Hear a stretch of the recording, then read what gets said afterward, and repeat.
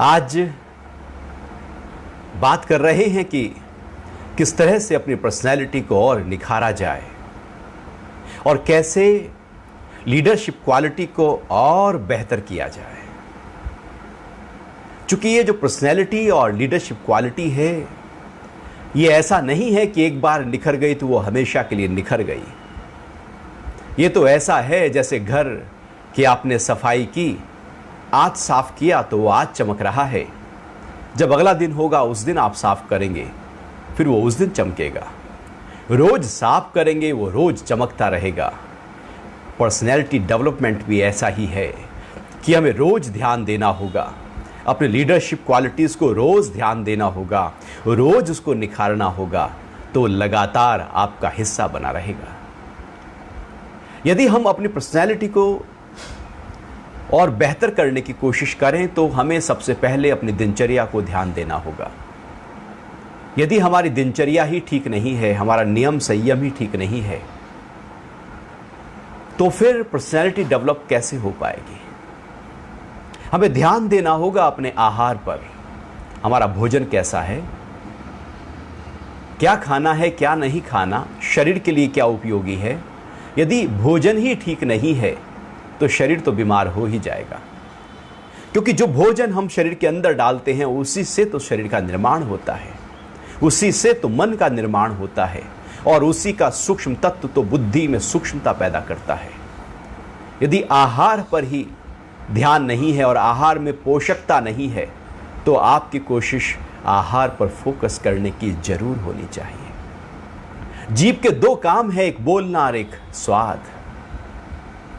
बोलना भी बहुत बेहतर हो और स्वाद पर भी हमारा, जीभ पर भी हमारा कंट्रोल हो।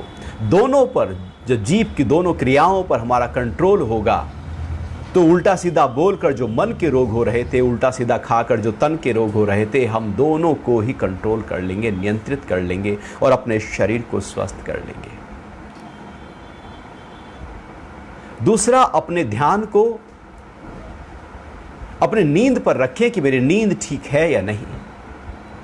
यदि हमारी नींद ठीक नहीं है तो पूरा दिन उसका असर आएगा।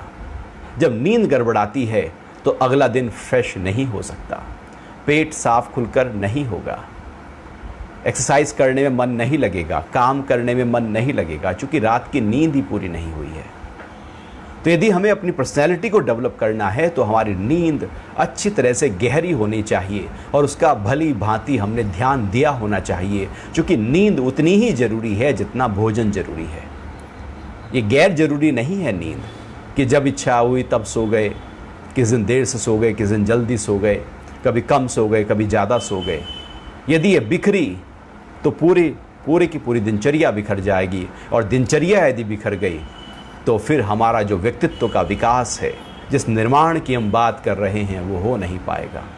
इसलिए अपनी नींद को भी भरपूर ध्यान दें और उसको बल दें, उसको मजबूती दें कि 7 से 8 घंटे गहरी नींद आपको आती हो। साथ ही साथ अपनी एक्सरसाइज पर ध्यान दें, व्यायाम पर ध्यान दें। आहार, नींद, व्यायाम और मेंटल हेल्थ, ये 4 पिलर हैं। चारों को हमें ध्यान देना होगा। रोज एक्सरसाइज करनी होगी और रोज अपने मन को शांत करना होगा, पॉजिटिव एटीट्यूड में अपने आप को बनाए रखना होगा। जब इन चारों को हम पूरी तरह से ध्यान देते हैं तो हमारी जो बॉडी एनर्जी है वो बैलेंस हो जाती है। यदि हमारे शरीर में बहती हुई ऊर्जा बैलेंस हो गई है तो बैलेंस होती हुई ऊर्जा ऊर्ध्व गति करती है, उत्साह देती है, उमंग देती है, उल्लास देती है, स्फूर्ति देती है, नयापन देती है। जब एनर्जी बैलेंस होती है तो नेगेटिविटी नहीं रहती। जब एनर्जी बैलेंस होती है तो आपका जो व्यवहार है उसमें कुशलता आने लगती है, उसमें प्रेम आने लगता है, उसमें मधुरता आ जाती है। जब एनर्जी बैलेंस होती है तो शरीर भी फिट दिखाई देता है और हम ऊर्जा से भरे हुए दूर से ही दिखने लगते हैं, क्योंकि ऊर्जा पूरी तरह से पूरे शरीर के हर अंग प्रत्यंग में बह रही है। और यदि हमने अपनी दिनचर्या का सही प्रकार से ध्यान नहीं रखा, हमारी नींद अच्छी नहीं है, हमारा भोजन भी बिल्कुल तामसी है, बहुत ज़्यादा खाना खाते हैं, बहुत चावल, आलू, पराठा, तली हुई चीज़ें, बहुत गारिष्ठ भोजन हम कर रहे हैं, कार्बोहाइड्रेट ज़्यादा ले रहे हैं, शुगर ज़्यादा ले रहे हैं, तो उसका असर क्या होगा कि आलस्य छा जाएगा।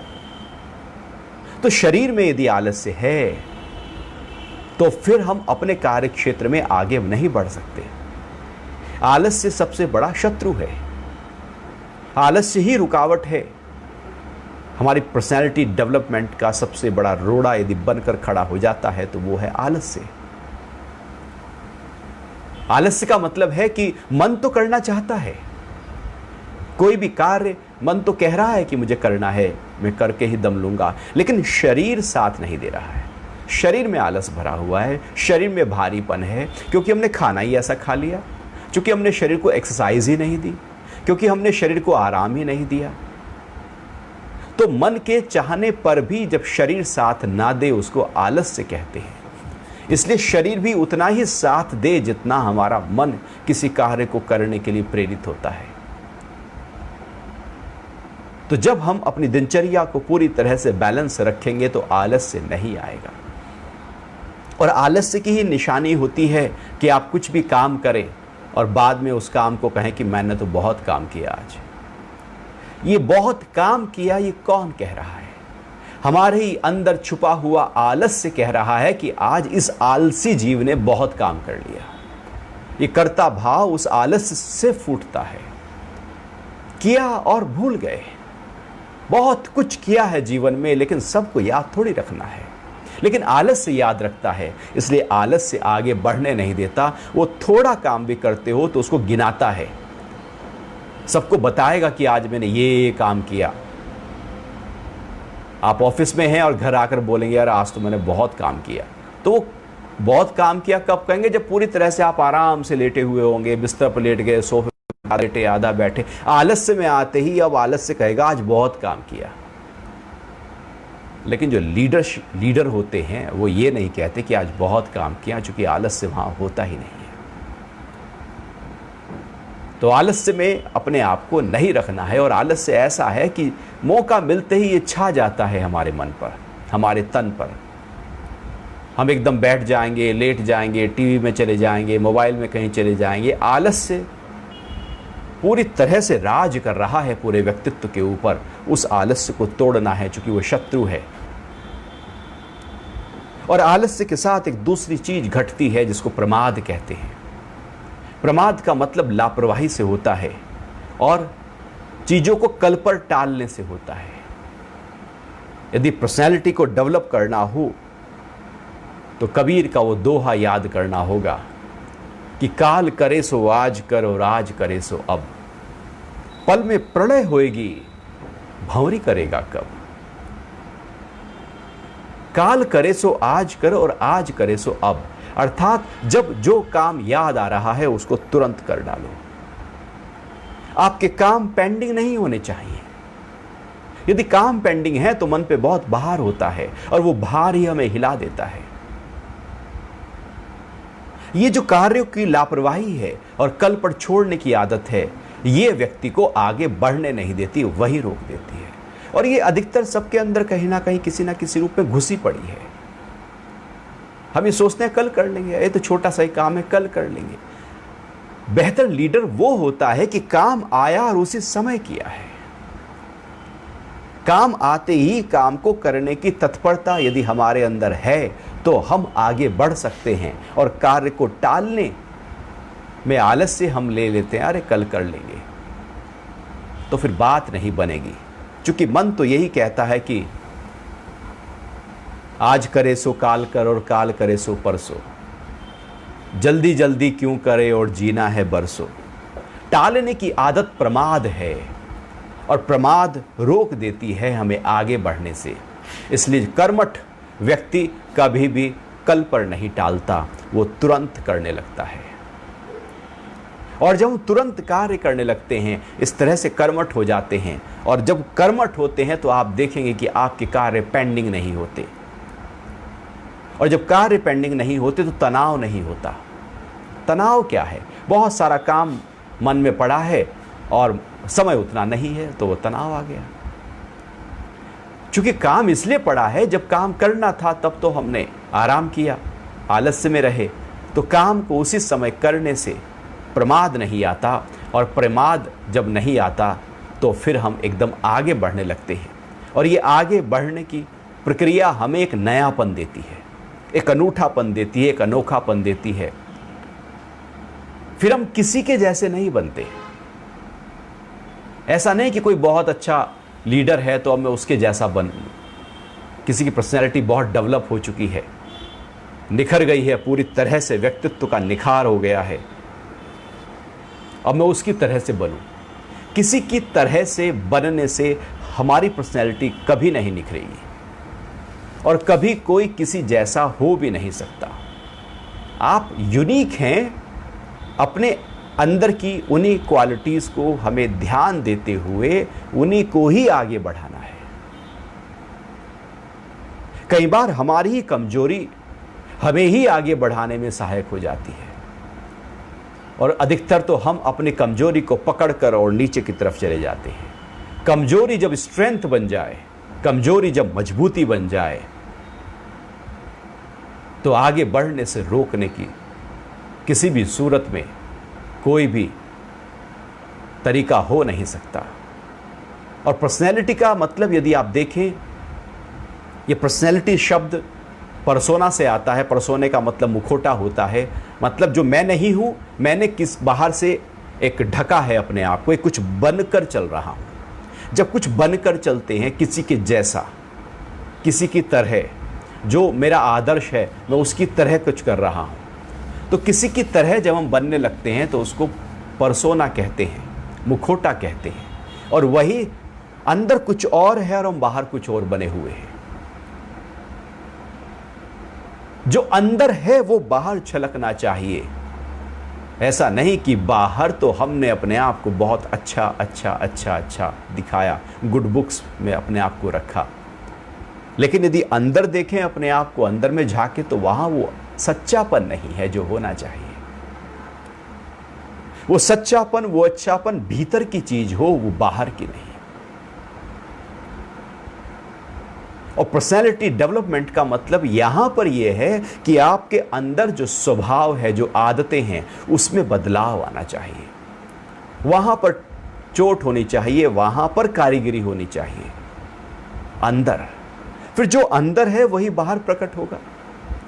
ऐसा जो अंदर है, यदि अंदर प्रेम है तो बाहर प्रेम झलकेगा ही झलकेगा।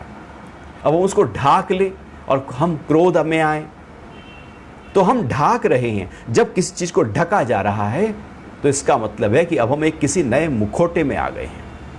मुखौटों में जीवन नहीं जिया जाता, मुखौटों में आगे नहीं बढ़ा जाता। मुखौटों में हो सकता है कि हम सोसाइटी में कहीं आगे बढ़ जाए, लेकिन भीतर का पीस, भीतर का आराम, भीतर का सुकून, भीतर की शांति नहीं मिलेगी। क्योंकि मुखौटा तो कभी ना कभी उतारना पड़ेगा।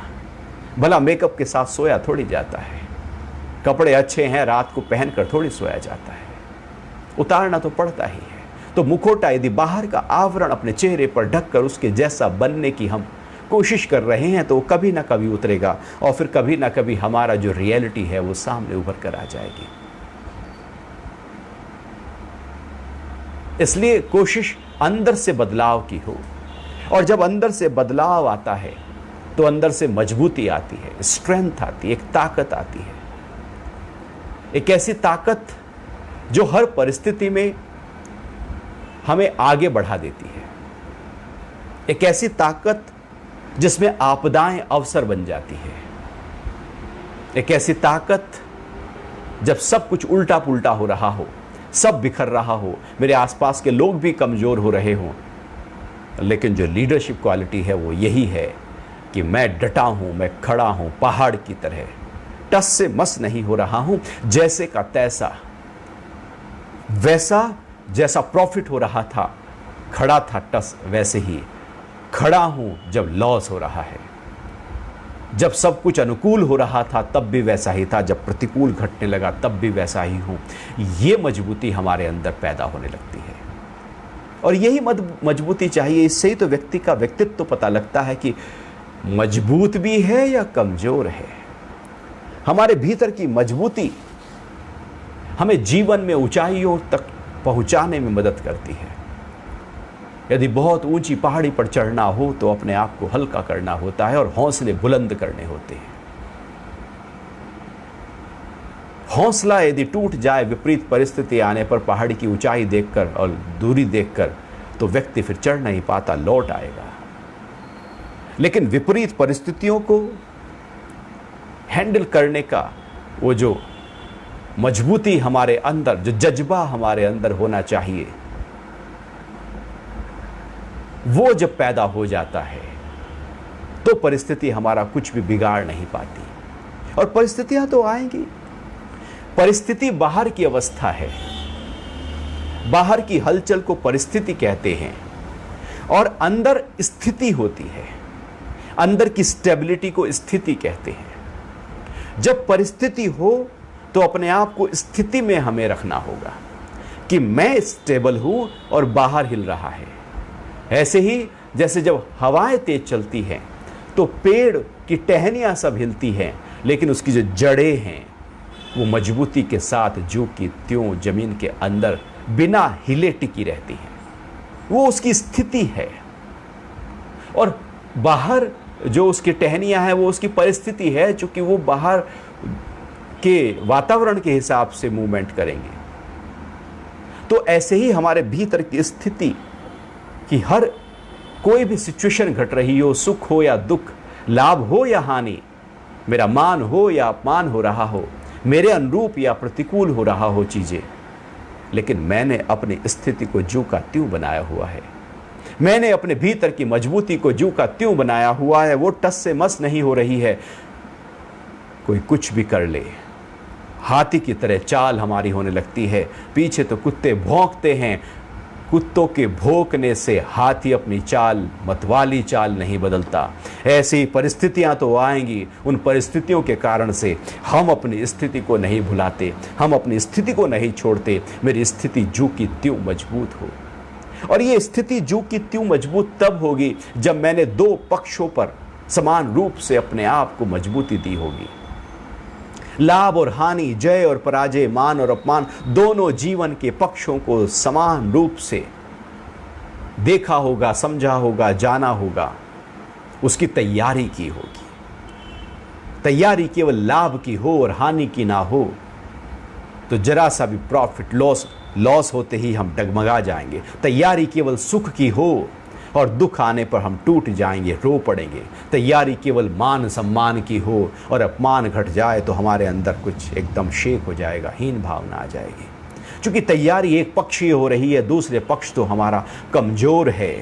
पक्षी के दो पंख समान रूप से ताकतवर होते हैं, ऐसे ही हमारी भी तैयारी, जो लीडर होते हैं वो दोनों पक्षों में मजबूत होते हैं कि अनुरूप हो रहा हो या प्रतिकूल हो रहा हो, डटे हैं, बीच में हैं, दोनों के बीच में हैं। सुख और दुख के बीच में जब आ जाएं, लाभ और हानि के बीच में जब हम खड़े हो जाएं, मान और अपमान के बीच में, अनुकूल और प्रतिकूल के बीच में जब आ जाएं, तो समझो कि पर्सनैलिटी निखर गई है। समझो कि व्यक्ति का व्यक्तित्व का निखार हो गया है, विकास हो गया है। अब वास्तविकता में उसने अपने जीवन को जीने को, उसकी कला को सीख लिया है। ये तब होगा जब भीतर अपने आप को हमने तैयार किया होगा। और भीतर की तैयारी तब होती है जब भीतर से जुड़े होंगे। यदि सुबह से लेकर रात तक हम केवल बाहर बाहर बाहर, आंख खुली बाहर देख रही है, कान बाहर के शब्द सुन रहा है, नाक बाहर के शब्द भी बाहर, सब कुछ बाहर ही बाहर है, तो बाहर तो मजबूती आ गई, लेकिन अंदर तो उतरे ही नहीं। सारा खेल तो अंदर से है और अंदर को ध्यान नहीं दिया, अंदर के लिए समय नहीं दिया। जब खेल वहां चल रहा है और हम पूरी तरह से जी बाहर रहे हैं, तो मजबूती तो अंदर से आने वाली है। तो इसलिए अपने आप को कुछ समय के लिए ध्यान, प्रार्थना के भाव में, समर्पण के भाव में जरूर रखना चाहिए। ये ध्यान, ये प्रार्थना और ये समर्पण का भाव मुझे मेरे स्वरूप से जोड़ता है, और सारी ताकत भीतर से बाहर की तरफ प्रकट होती है। जीवन भी तो भीतर से बाहर प्रकट हो रहा है, प्रकाश भी तो, ऊर्जा भी तो भीतर से बाहर प्रकट हो रही है। हमारी आंख भी तो भीतर कुछ शक्ति है, उसी शक्ति से तो आंख देख पा रही है। नहीं तो मुर्दे की भी आंखें हैं, वो उसके अंदर शक्ति नहीं जो देख पाए। भीतर से ही बाहर कुछ हो रहा है, भीतर से ही बाहर कान शब्द सुन पा रहे हैं, भीतर से ही कुछ ऐसा हो रहा है जिससे हृदय चल रहा है, जिससे पूरा पाचन तंत्र चल रहा है। मन के पीछे भी कोई ऐसा है जो मन को चला रहा है, जो बुद्धि में निर्णय पैदा कर रहा है, जो मैं, मेरा और मेरे वालों के प्रति भाव पैदा किए हुए है। उसके पीछे भी तो कोई है जो ये भाव रख रहा है। और जब हम उस जो पीछे है उसको अनुभव करते हैं तो वास्तविकता में भीतर से मजबूत होने लगते हैं। और ये जो भीतर की मजबूती है, भीतर की जो स्ट्रेंथ है, जिसको योग कहते हैं, जिसको अध्यात्म कहते हैं, ये यदि घट जाए, जिसको समता कहते हैं, समत्वम योग उच्चते, ये यदि घट जाए हमारे भीतर, तो उस जिसके अंदर ये क्वालिटी घट गई तो उससे ज़्यादा बेहतर पर्सनैलिटी किसी की और की निखरी हो नहीं सकती, उससे बेहतर कोई लीडर हो नहीं सकता। बाकी लीडर तो बाहर के हैं, एक पर्टिकुलर किसी टॉपिक पर लीडर हो सकता है, लेकिन समग्रता लीडरशिप आ जाए, पूरी समग्रता से मेरा व्यक्तित्व का विकास हो जाए, ये तब होगा जब हम भीतर से जुड़े होंगे। इसलिए ध्यान बहुत जरूरी है। इसलिए हमारे धर्म में और हर धर्म में हम प्रार्थना करते हैं, प्रेयर्स करते हैं, आंख बंद करके बैठ जाते हैं और अपने अंतरतम की शक्ति को अनुभव करके उसको अपने भीतर जब अनुभव करने लगते हैं तो वो ध्यान की एक प्रक्रिया घट रही होती है। आप मंत्र जाप कर रहे होते हैं या नमाज पढ़ रहे होते हैं, या आप मस्जिद में हो या मंदिर में हो या चर्च में हो या गुरुद्वारे में हो, जहाँ भी जाकर आप अपने साथ टिक कर बैठे हैं तो समझो ध्यान घट रहा है। और जितना भीतर से जुड़ते हैं उतना ही परमात्मा से जुड़ जाते हैं, भीतर की शक्ति से जुड़ जाते हैं, और वही शक्ति हमें आगे बढ़ा देती है। और यदि भीतर से ही नहीं जुड़े, केवल बाहर से जुड़ते गए, बाहर से जुड़ते गए, तो केवल बाहर से जुड़ना तो हिलाएगा। तो अपनी पर्सनैलिटी को, अपने व्यक्तित्व के निखार के लिए हमें अपने साथ बैठना बहुत जरूरी है। बैठ अकेला 2 घड़ी प्रभु के गुण गाया कर, मन मंदिर में काफिरा झाड़ू रोज लगाया कर। ये भीतर की जो सफाई है बहुत जरूरी है। जैसे बाहर की सफाई जरूरी है, स्वच्छता अभियान केवल बाहर ना हो, वो हमारे भीतर भी होना चाहिए। हमारे विचारों में, हमारे ख्यालों में, हमारे व्यवहार में, हमारे मन के स्तर पर, बुद्धि के स्तर पर, भाव के स्तर पर स्वच्छता लानी होगी, और ये अपने से जुड़कर होगा। और जैसे ही भीतर की सफाई हम करने लगते हैं, फिर अंदर और बाहर एक होने लगते हैं। तो असली लीडर वही है जो विपरीत परिस्थितियों में डरता नहीं बल्कि डटा रहता है, क्योंकि उसको स्ट्रेंथ बाहर से नहीं भीतर से आ रही है। जब ताकत बाहर से आ रही हो तो बाहर जहां से ताकत आ रही है, यदि वो ना रहे तो ताकत चली गई। धन से ताकत आ रही है, धन नहीं रही तो वो ताकत चली गई। किसी पद से ताकत आ रही है, पद ना रहा तो ताकत चली गई। इसलिए रिटायरमेंट के बाद व्यक्ति बहुत डिप्रेस होने लगते हैं, क्योंकि पद से उन्होंने अपने आप को इतना जोड़ लिया था, पद की ताकत को अपनी ताकत समझ लिया था, धन को अपने आप से जोड़ लिया था।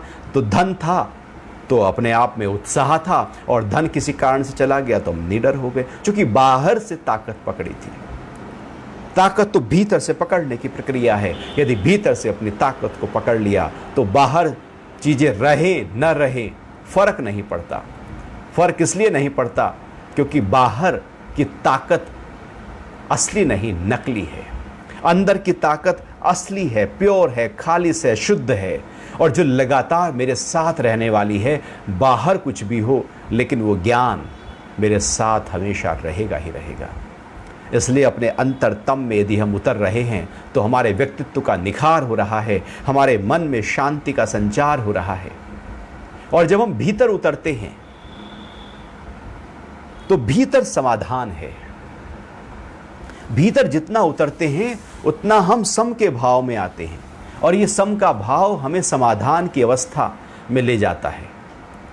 समाधान का मतलब है सम, अर्थात जहां पर कोई समस्या नहीं, समस्या आए लेकिन कुछ बिगाड़ ना पाए। समस्या तो रहेगी, समस्या तो आएंगी जाएंगी, ऐसा कोई नहीं। बचपन में बच्चे की साथ ही समस्याएं शुरू हो जाती हैं। पहली ठंडी बड़ी परेशान करती है, पहली गर्मी बड़े परेशान करती है, बाहर की प्रकृति बड़ी परेशान करती रहती है। उम्र के हर पड़ाव में पैदा होने के साथ साथ समस्या बाहर की प्रकृति से आ चुकी है। जब तक जीवन है तब तक समस्या रहेंगी। कार्य क्षेत्र में रहेगी, घर में रहेगी, शरीर के स्तर पर रहेगी, स्वास्थ्य के स्तर पर रहेगी, धन के स्तर पर रहेगी, पद के स्तर पर रहेगी, समाज के स्तर पर रहेगी, प्रकृति के स्तर पर रहेगी। हर स्तर पर समस्या है। कार उठाकर निकलो तो ट्रैफिक मिलेगा ही मिलेगा, कहीं स्पीड ब्रेकर होगा, कहीं रेड लाइट होगी, कहीं ट्रैफिक जाम होगा। पूरी तरह से परिस्थितियां, ये समस्याएं हैं, लेकिन हमने समाधान को पकड़ा है। एक व्यक्ति है जिसने समस्या को पकड़ लिया, वो समस्या में पकड़े, अपने आप को समस्या का हिस्सा बना दिया, समस्या का अंग बना दिया, और वो हिल रहा है, परेशान हो रहा है, दुखी हो रहा है। और अक्सर यदि देखा जाए तो गीता में बुद्ध ने, पतंजलि ने यही तो कहा कि संसार दुखमय है। मतलब कि बाहर तो दुख है ही है, समस्याएं हैं ही हैं, परिस्थितियां विपरीत हैं ही हैं, सब उलझने हैं ही हैं। चूंकि प्रकृति अपने आप में परिवर्तनशील है, उससे जुड़ोगे तो हिलोगे। अपने भीतर से जुड़कर जब बाहर की तरफ जाएंगे तब नहीं हिलेंगे। पेड़ जब जड़ों को पकड़कर बाहर रहता है तो फिर हिलता है, लेकिन टूटता नहीं। हमें समाधान के भाव को पकड़ना है, और ये समाधान का भाव अपने भीतर की अंतरतम की यात्रा से होकर जाता है। हम क्यों उलझे हैं, क्यों परेशान हैं, क्यों हम उतने बेहतर लीडर नहीं बन पाते, क्यों हमारी पर्सनैलिटी उतनी निखर नहीं पाती, लाख कोशिश करने के बावजूद भी? क्योंकि गोता अंदर नहीं लगाया। खजाने तो भीतर थे, ऊर्जा तो भीतर बह रही थी, समाधान तो भीतर बह रहा था, और हम समस्या का समाधान कहीं बाहर ढूंढ रहे थे। वो था भीतर, ढूंढा बाहर जा रहा है। जैसे रोग को दूर करने की क्षमता शरीर के भीतर पहले से ही है, लेकिन हम बाहर कहीं ढूंढ रहे हैं। यदि इम्यून सिस्टम बेहतर है तो समस्या का असर हमारे ऊपर नहीं है, क्योंकि हमने ही अपने अंदर उस शक्ति, एंटीबॉडीज को तैयार कर लिया है, उस ताकत को तैयार कर लिया है जो लड़ पड़ेगी बीमारियों से। तो भीतर समाधान है ही है।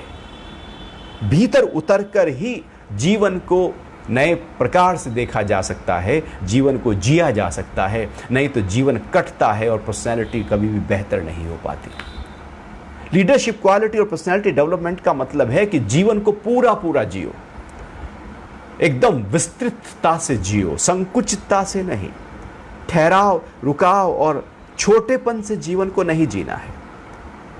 उसकी विशालता अनंत है, उसकी गहराई अनंत है, उसका पार नहीं है। इतना जीवन है हमारे भीतर, इतनी ऊर्जा है हमारे भीतर, जिसको साइंस कहता है कि बुद्धि जो 100% तक प्रयोग में लाई जा सकती है, लेकिन हम उसको 2, 4, 5% ही मुश्किल से प्रयोग में लाते हैं। बहुत ज़्यादा इंटेलिजेंट व्यक्ति हो तो 8-10% तक चला जाएगा।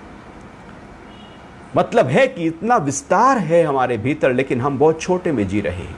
शरीर में बहुत सामर्थ्य है, लेकिन उसको हम प्रयोग में नहीं लाते। मनोबल भी बहुत बड़ा है, लेकिन हम उसके मन को भी छोटे छोटे ख्यालों में उलझा देते हैं।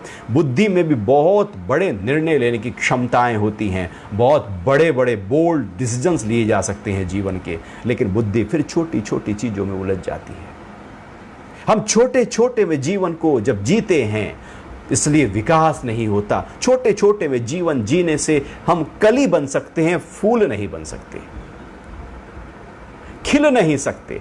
खिलने के लिए विशाल होना पड़ता है, फैल जाना पड़ता है। तो जीवन फूल है, कली नहीं है, और हमने उसको कली बनाया है। और फिर कली बनाकर कहें कि हमारी पर्सनैलिटी डेवलप हो जाए तो नहीं होगी। फूल बनाकर ही पर्सनैलिटी, फूल तभी तो सुगंध देता है जब खिल जाता है। तो जब जुड़ते हैं तो खिलते हैं, भीतर से जुड़कर बाहर का विकास और फैलाव होता है, और बाहर से जुड़कर भीतर की संकुचितता होती है। जुड़ना भीतर से है, और फिर बाहर जहां भी जुड़ेंगे उसका बाहर का असर हमारे ऊपर नहीं आएगा। इसलिए समस्या के साक्षी होना है, उसका हिस्सा नहीं बनना। जब हम समाधान को पकड़ कर रखते हैं तो समस्या के साक्षी होते हैं, और जब समस्या के साक्षी होते हैं तो समस्या का समाधान कर सकते हैं। लीडर के सामने कोई भी समस्या जब सामने आती है तो वो उसको 360 डिग्री एंगल से देखता है, चारों ओर से देखता है, नीचे ऊपर दाएं बाएं, प्रारंभ से शुरू करके अंत तक उसको ऐसे बिल्कुल बारीकी से देखता है, जैसे एक जज किसी मुकदमे को बिल्कुल बारीकी से देखता है और निर्णय देता है। ऐसे ही जब हम समाधान को पकड़े होते हैं तो हम हर समस्या को बहुत बारीकी से देखते हैं और निर्णय देते हैं। जब समस्याओं को ऊपर ऊपर के स्तर पर देखा जाता है और केवल इमोशन से कनेक्ट कर लिया जाता है, वहां पर बुद्धि का प्रयोग नहीं होता, इसलिए समस्याओं में उलझ जाते हैं और समस्या से निकलना मुश्किल हो जाता है, क्योंकि उसको हमने दूर होकर नहीं देखा। उसमें हम समस्या का हिस्सा बनकर गड्ढे में उतरकर गड्ढे की सफाई नहीं होती, गड्ढे से बाहर निकलकर गड्ढे की सफाई होती है। समस्या में खड़े होकर समस्या को, दुख में खड़ा हुआ व्यक्ति दुख से कैसे अपने आप को उभार पाएगा? दुख से उभारने के लिए दुख से परे आना पड़ेगा, तब दुख से उभार सकते हैं अपने आप को। तो समस्या में रहकर समस्या से निकल नहीं सकते, समाधान को पकड़कर हर समस्या, जीवन एक समस्या के रूप में सामने अनेक प्रकार के पहाड़ों को, विपरीत परिस्थितियों को खड़ा करेगी। लेकिन मैंने अपने आप को भीतर को पकड़ लिया है। आप देखना, जब आप भीतर के साथ जुड़कर साक्षी में आकर समस्याओं को देखते हैं तो उनका समाधान एकदम होने लगता है। और जब भीतर जुड़ते हैं तो हम एक रस में होते हैं, शांत होते हैं। हमारा स्वरूप शांत, सौम्य, सरल, सहज होने लगता है, क्योंकि जुड़े हैं भीतर से। अब हलचल नहीं है, अब इरिटेशन नहीं है, अब झल्लाहट नहीं। यदि हम झल्ला रहे हैं, इरिटेट हो रहे हैं, तो पर्सनैलिटी कैसे डेवलप हुई है? जिसको सहस्र दल कमल कहा जाता है, कि सहस्रार चक्र जो हमारे मस्तिष्क में 1000 पंखुड़ियों वाला, अर्थात पूरी तरह से पर्सनैलिटी खिल चुकी है। और यदि हम छोटी छोटी बातों पे परेशान हो रहे हैं तो पर्सनैलिटी कहां खिली है? अर्थात हम भीतर से एक रस हो, एक आनंद में हो, और जब उस आनंद में एक रस हम होने लगेंगे, क्योंकि रस तो भीतर है और भीतर का रस ही हम बाहर डालते हैं। समाधान तो भीतर है, उस भीतर के समाधान को ही हम बाहर पेश करते हैं। और जब हम भीतर इस शांत भाव में होते हैं तो कर्तव्य कर्मों को बहुत ही आराम से, बहुत ही सक्रियता से उसका निर्वाह कर लेते हैं। जब भीतर ही हिले हैं तो कर्तव्य कर्म कैसे पूरे होंगे? और कर्तव्य कर्मों को ही तो परफेक्टली पूरा करना है। पर्सनैलिटी ऐसी हो कि मेरे हर कर्तव्य कर्म जो सुबह से लेकर रात तक मेरे हैं, उनको मैं बहुत ही बखूबी पूरा कर रहा हूं, खुशी खुशी, मायूस होकर नहीं, परेशान होकर नहीं, बड़बड़ाते हुए नहीं, इरिटेट होते हुए नहीं, अपने को धन्य समझते हुए, थैंक्स करते हुए और उन कर्मों का सम्मान करते हुए। जब कर्तव्य कर्मों के प्रति हम उतरते हैं तो फिर सारे कर्म, चाहे वो ऑफिस के हों या घर के हो, आप जहां भी हैं, कर्तव्य कर्मों में यदि आपके प्रति हमारे अंदर सम्मान का भाव है तो हम लक्ष्य तक पहुंच जाएंगे। ऐसा करते हुए हमारा जो विकास है वो चहुमुखी होने लगता है, पूरी तरह से एकदम लेटरल थिंकिंग, जिसको कहते हैं कि एक समस्या है उसको अनेक तरीके से सोचो। देखो, हम केवल एक नज़रिए से चीज़ों को देखते हैं, लेकिन जो लीडर है वो हर नज़रिए से चीज़ को देखता है। तो जब चहुमुखी विकास होता है तो जीवन को हम ऐसे देखते हैं, जैसे विशालाक्षणी देवी, बड़ी आंखों वाली, ऐसे ऐसे बड़ा बड़ा देखते हैं, क्लियर देखते हैं। छोटा होकर कोई लीडर नहीं देख सकता, लीडर बन ही नहीं सकता। बिल्कुल छोटे छोटे देख रहा है, स्मॉल आई में जो टिका है वो लीडर नहीं, बल्कि जो कैपिटल आई में आ रहा है, विशाल होता जा रहा है, वो लीडर होने लगता है। और लीडरशिप का मतलब, पर्सनालिटी डेवलपमेंट का मतलब केवल धन से नहीं होता कि मुझे धन कमाना है और धन जिसने ज़्यादा कमा लिया, पद कमा लिया, वो उसकी पर्सनालिटी निखर गई। बिल्कुल भी नहीं। धन तो जब पर्सनालिटी निखर चुकी होगी, आप लीडर होंगे तो धन तो आप ही आएगा। धन कहाँ जाएगा? झक मारकर धन आपकी सेवा में होगा। और यदि उस पर्सनालिटी को नहीं निखारा तो हम धन के पीछे पीछे होंगे, और यदि पर्सनैलिटी निखर गई तो धन पीछे पीछे होगा। हम धन के पीछे हैं, इसलिए अपने आप को नहीं जान पाते। जब आप पूरी तरह से निखर जाते हैं, एकदम खिल जाते हैं, तो सर्व रत्नोपस्थानम महर्षि पतंजलि कहते हैं, वो सब कुछ अपने आप सामने प्रकट होने लगता है। जब मन में एक ठहराव होता है, एक शांति होती है, तब आगे बढ़ सकते हैं। निरंतर आगे बढ़ने का स्वभाव हमारा तब हो सकता है जब ठहरे हों। भीतर से ठहरना और बाहर गति करना, ये दो बहुत ही एक अनूठी चीजें हैं। बड़ा रेयर कॉम्बिनेशन होता है कि स्थिरता भीतर की है और सक्रियता बाहर की है। कुछ लोग ऐसे होते हैं जो बाहर बिल्कुल कुछ भी काम नहीं कर रहे हैं, निष्क्रिय हैं, और अंदर मन बहुत चल रहा है। अंदर मन चले, उससे हम कहीं पहुंच नहीं सकते। बाहर शरीर और इंद्रियां से प्रकार से गति कर रही हो, तब हम मंजिल पर पहुंच सकते हैं। सेक चिल्ली लीडर नहीं होते, ख्याली पुलाव नहीं पकाते, बल्कि जो ख्याल ऊंचे होते हैं उनको पूरी तरह से कर्मठ होकर कर लेते हैं। तो निरंतर आगे बढ़ने का जो स्वभाव है हमारा, वो तब पैदा होता है जब भीतर का ठहराव होता है। ये भीतर का ठहराव होना बहुत जरूरी है।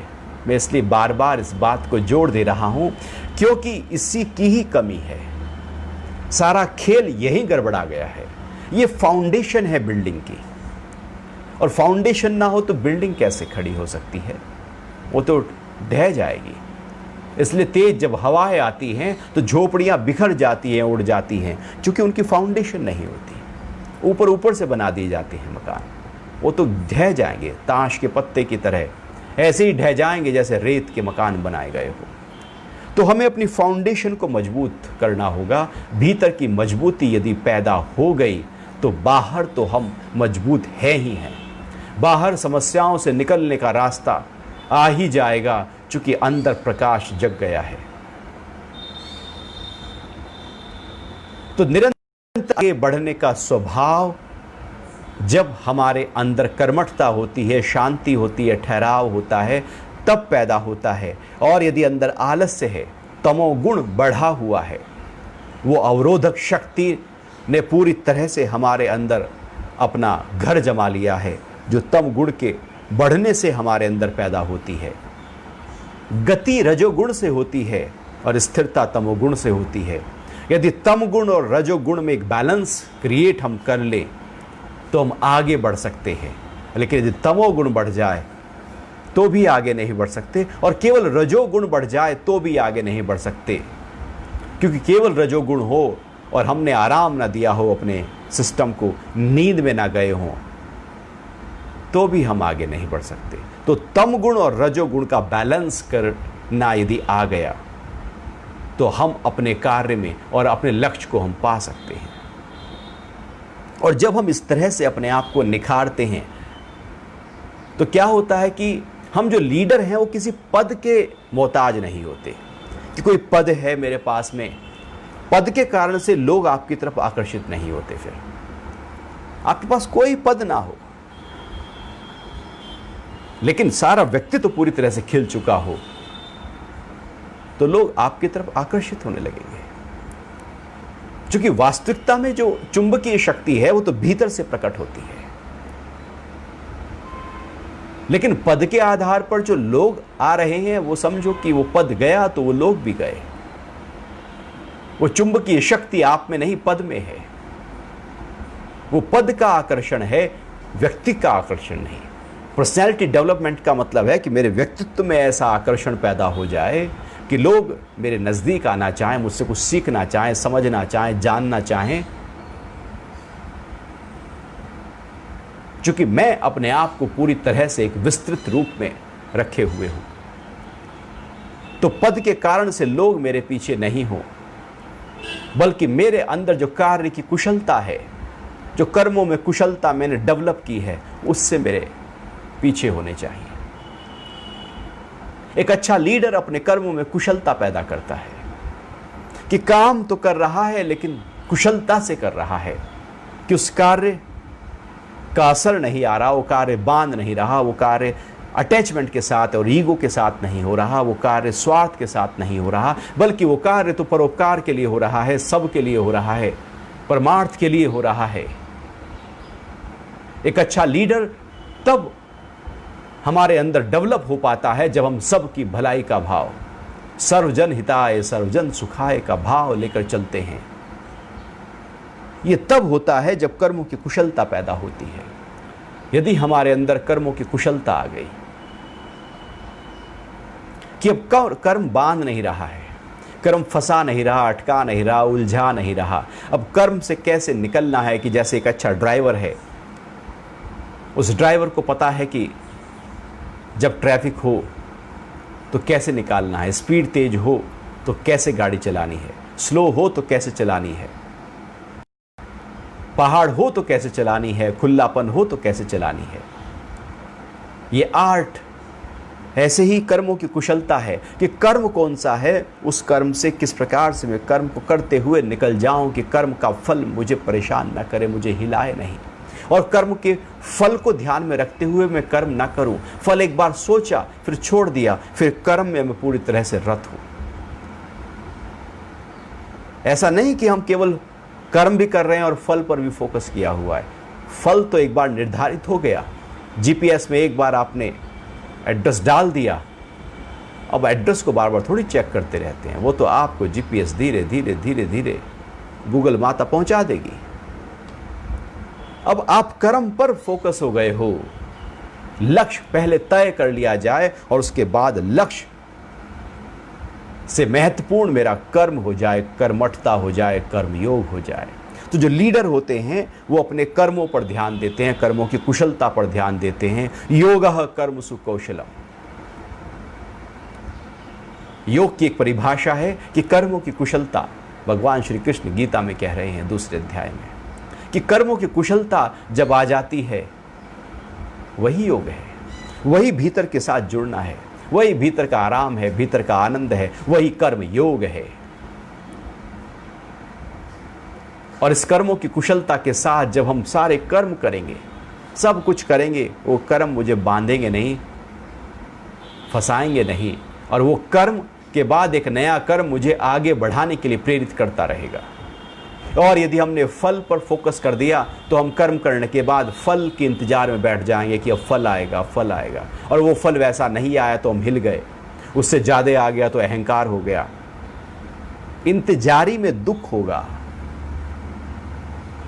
लीडर इंतजार नहीं करते कब फल घटेगा, वो तो कर्मठ होकर काम करते रहते हैं और लगातार कर्म में ही रत रहते हैं,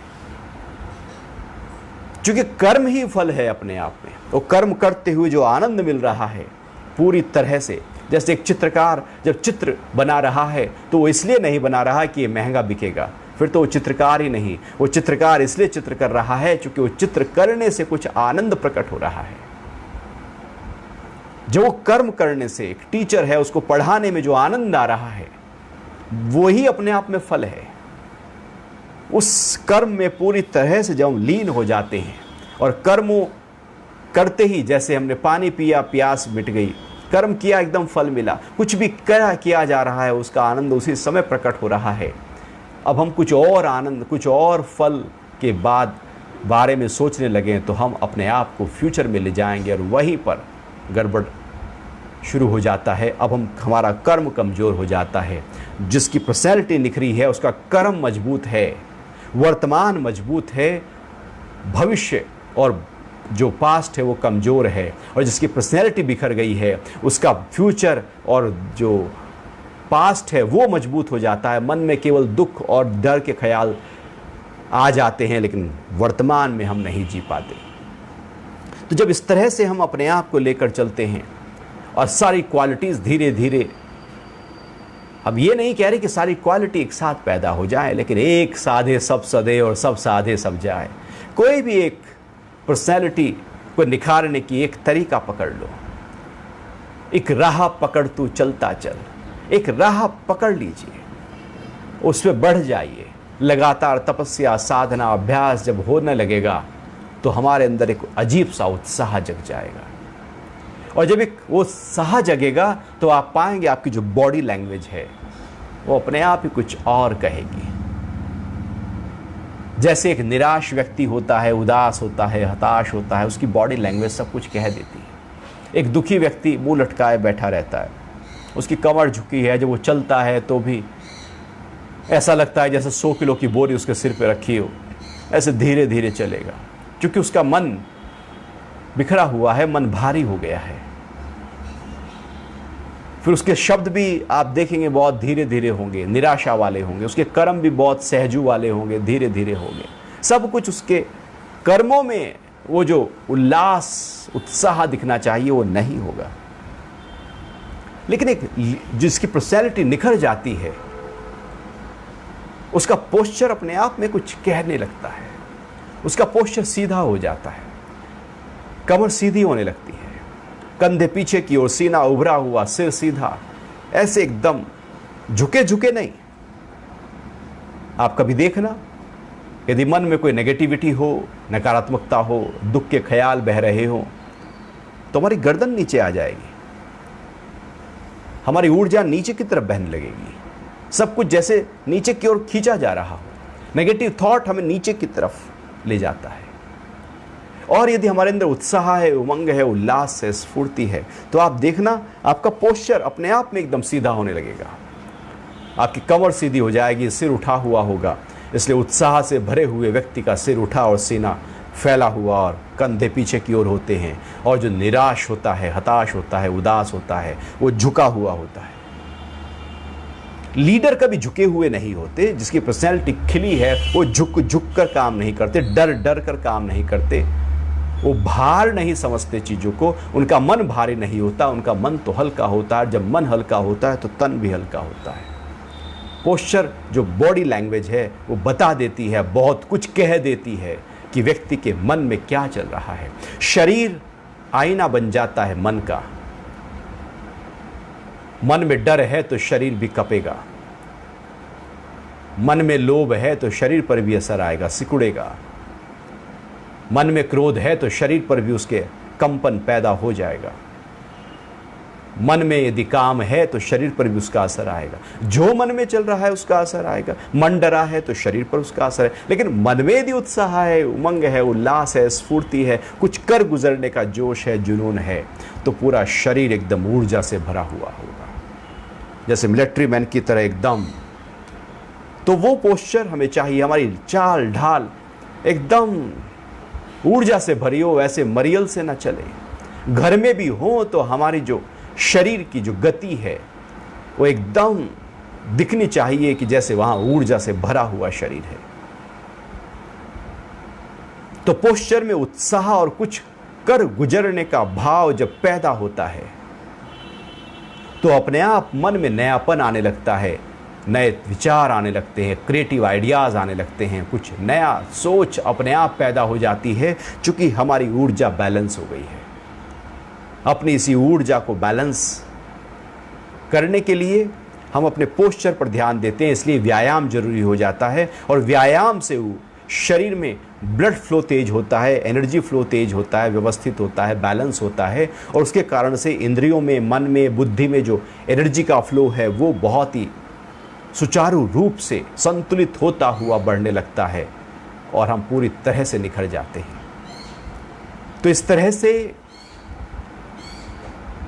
किसी एक चीज को पकड़कर हम आगे जब बढ़ना शुरू करते हैं तो धीरे धीरे और चीजें हमारे साथ, और क्वालिटीज और गुण हमारे साथ बढ़ते चले जाते हैं, बढ़ते चले जाते हैं। और यदि हम डर गए और हम कहीं भी आगे नहीं बढ़ पा रहे हैं। हम चाहते तो हैं कि हम लीडर बन जाएं, लेकिन उसके लिए जो प्रयास है, जो कोशिश है, जो मेहनत है, हम उससे डर जाते हैं। वो जो अपने साथ रहना है उससे हम डर जाते हैं, वो नहीं कर पाते। तो जो प्रैक्टिस ही नहीं की है तो फिर तो हम फेल हो ही जाएंगे।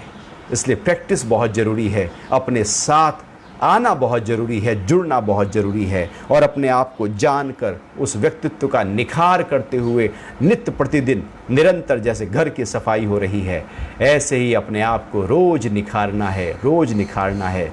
आप पाएंगे आपके भीतर कुछ नयापन खुद ब खुद प्रकट होता जा रहा है।